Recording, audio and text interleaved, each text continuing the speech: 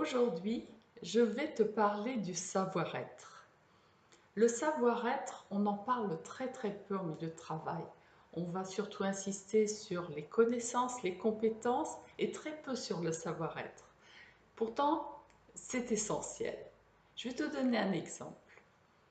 Je suis intervenue il y a peu dans une équipe de travail où il y avait une assistante très consciencieuse, vraiment très scrupuleuse, méthodique, qui faisait du très très bon travail quant à la saisie des chiffres et puis à l'envoi des factures, puisqu'elle travaillait en comptabilité. Seulement, dans son savoir-être, on arrivait le matin et rien que sa façon d'être, on n'avait pas envie de s'éterniser à lui parler.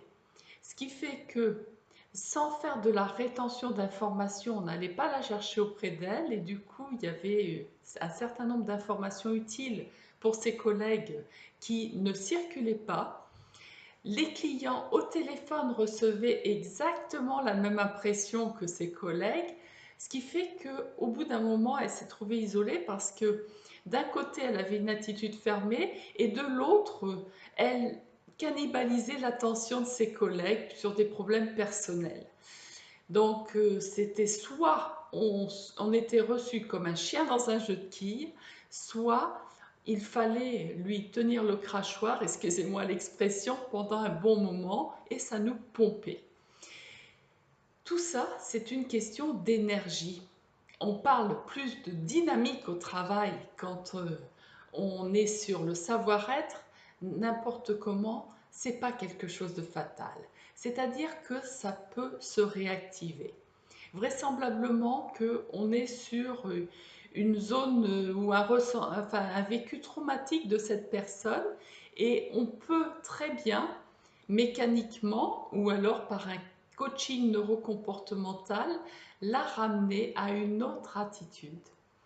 Elle a dû, de par son expérience de vie, développer une forme de stress relationnel et la gestion du stress est une solution pour réactiver des relations beaucoup plus apaisantes et surtout beaucoup plus bénéfiques pour une organisation de travail.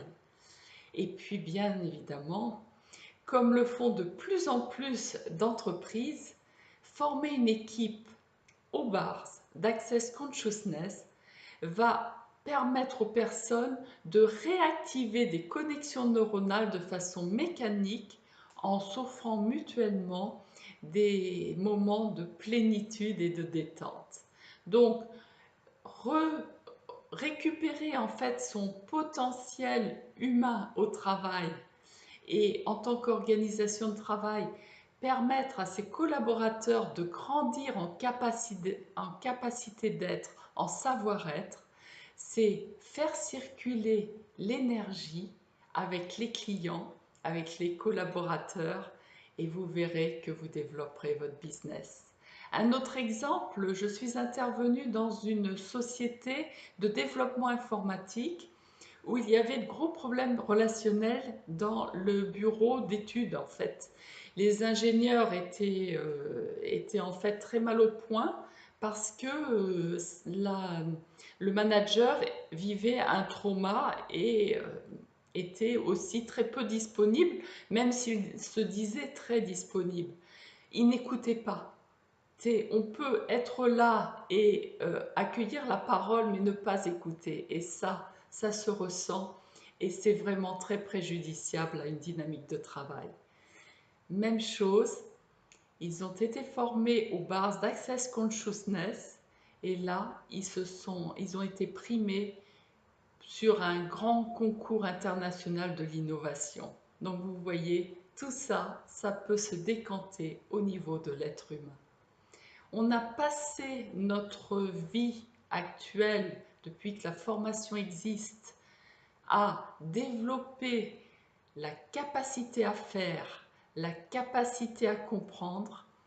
Pensons à développer la capacité à être pour que notre connexion les uns avec les autres, notre tissu relationnel humain soit activé et que nous donnions les bonnes réponses au bon moment. C'est la meilleure façon de s'adapter au monde qui bouge actuellement.